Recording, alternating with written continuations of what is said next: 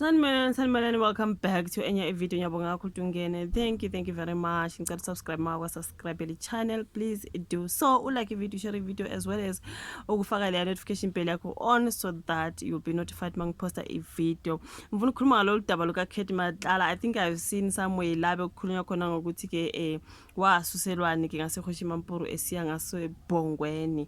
Okay, so I think muvanje, even though nowadays you guys angikho kakhulu kuma videos, angenza ama video kakhulu, but izikhona indaba ukuthi okay ngiyazibona noma ngiswele isikhathi ukuthi ngenza ama video. I think ngiyabona baba uNhlanhla Mkhwanazi, the general, baba Nhlanhla Mkhwanazi ese back with the ad hoc committee, so eyofakaza njalo again kule ndawo. So kwasekukhulunywa ngendaba ke yokushintshwa ke kuka Khethi Matlala from ngaseKhoshi Mampuru to eBhongweni. Khumbula abantu abaningi babeyibuza ukuthi kwenze njani bemsusa ngaseKhoshi Mampuru, kodwa bakhona abantu babeshilo ukuthi ngathi laphana ukhomba ngophakathi unebhululu zakhe laphana, abantu abamenzela yonke into, abamnikeza yonke into. Khumbula wabanjwa nephone eselini, into ekanjalo. Abantu bayibuza ukuthi uyithola kanjani iphone ejele. Siyazi banawo amafoni Nkosi yami ukuthi bathola kanjani, you can never know. Abantu bathi uyithole kanjani iphone, which means unebhululu zakhe. Still siyazi ukuthi ngumuntu okuthiwa ube inkosi yabanye abamaphoyisa abaphezulu. Siyabona manje kunosejeni inkosi laphana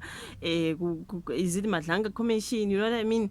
Kuningi okuvelayo nje ukuthi uKhethi Matlala ngathi ube yiboss yamabosses, izinto ekanjalo nje ngathi hey lo bhuti. You guys, can we imagine?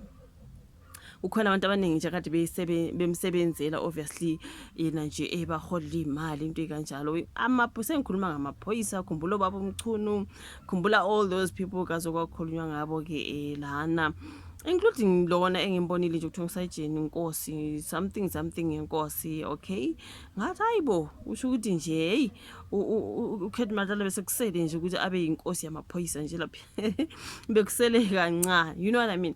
So kuthiwa bekhomba ngaphakathi ke ejele uMatlala, abantu bathi that's why bamshintsha waya ngaseBhongweni, ukuthi lapha yana ngaseKhoshi Mampuru bekuyibhululu zakhe zodwa, allegedly kuthiwa bekuyibhululu zakhe zodwa. Shuthi nje ubevele nje akhomba athi ngifuna lokhu bagijima, athi ngifuna lokhu bagijima. Kufana nje nokuthi besendlini, just the difference nje ukuthi ubesejele ngeke endlini yakhe, but ushithi bebesaloko betatazela nje mefuna izinto ba make sure ukuthi uthola yonke into ayifunayo. I do not know what baba Nhlanhla Mkhwanazi have something to do with it. Wabona ukuthi okay ibhululu zakhe usayisebenzisa ukuthi bezokunikeza yonke into efuna lapha ejele. Khantu Bhongweni. Ilo daba ngilibonile ngalufunda ngathi hayibo. Okay, ukhomishana wamaphoyisa kwaZulu Natal ke uLieutenant General Nhlanhla Mkhwanazi uye wadalula ukuthi uKhethi Matlala ube nenkululo ke engajwayelekile futhi ube nobudlelwane nezikhulu zasejele ngaphambi kokuba ke abanjwe neselula lapha ejele eKhoshi Mampuru, like I said.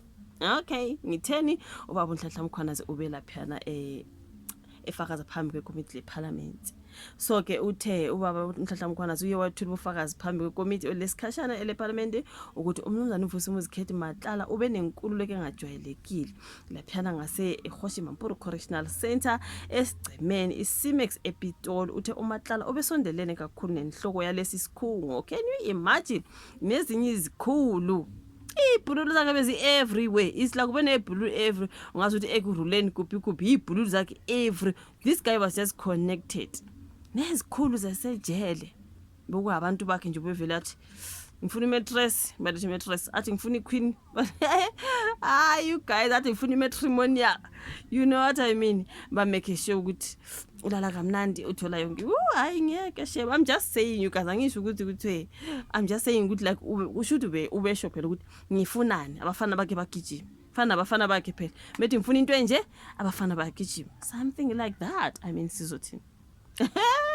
Hayi ngeke because ulona of course he's like a Khoshi uVusumuzi Khethi Matlala. You guys, ayobe khomba ngophakathi uthi inkululeko yakhe bingajwayelekile lapha ngaphakathi.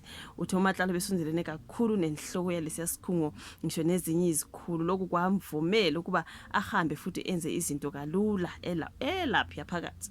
Ngeke ngichaze ingxenye yezizathu ezenza kube nokugqugquzela ukuthi asuke laphaya, kodwa lokho kuyingxenye yezinkinga esezikeke sabhekana nazo, kusho baba uMkhwanazi phela. Ingqinamba nazo zahlonzwa ukhomishana wasejele. ubaba uMkhwanazi uthe uMatlala ubehlala esitokisini nabanye ababili. So ngemva kwenkulumo yakhe yomphakathi ukhomishana wezokuhlunyeleliswa kwezimilo uMakgothi Thobagale wamshayela ucingo ngqo.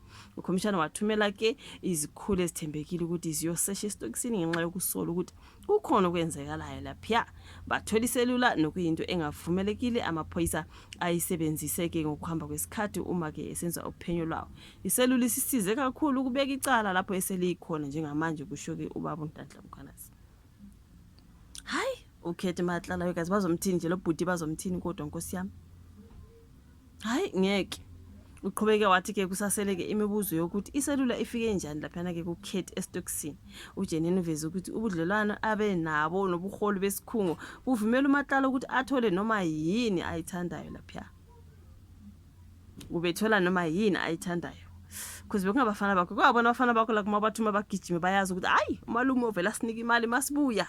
That's what was happening, obviously, allegedly, apparently allegedly. Cabanga izikhulu zasejele zibe ngabafana bakaKate Matlala. Amaphoyisa ngapha kuthi leli phoyisa naleli phoyisa naleli phoyisa. Hayibo Vusimuzi Kate Matlala. Usually that's why bagcina bemsusile lapha nababisa ngasebhongweni babona ukuthi hayi kudlaliwe ke ngabantu. Ukhethu nebhululu every way, every corner. Emajele emaphoyiseni kuphi. Hayi ngeke. Bazomthini nje lo bhuti inkosi bazomthini nje lo bhuti. Athi khona indaba futhi engidibonile like I said I'm no longer here a full time. Ngoba sikhona ezinye izinto engizenzayo kuthiwa umfazi wakhe uChakane Matlala uyawavulela uTebogo Thobejane icala lokumabuse lana on social media uthi cyberbullying wathini ngathi hayi Tsakani girl calm down.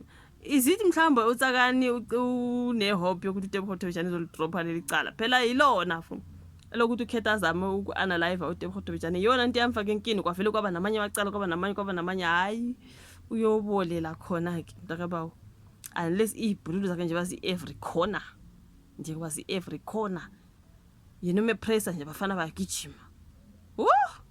Unjani lo bhuti kanti uthweleni like honestly emaphoyiseni khona hayi gazi emaphoyiseni I'm sorry to say but hayi nani yasibonela emaphoyiseni if ngempela it wasn't for baba uNhlanhla Mkhwanazi ubeyagcina ipresident yecountry yabhuti enjalo isigebengu abuze every way abuse nje yonke indawo begijima abafana bakhe athi made bayagijima abafana bakhe leso sikhathi ngabantu bomthetho. Can we imagine?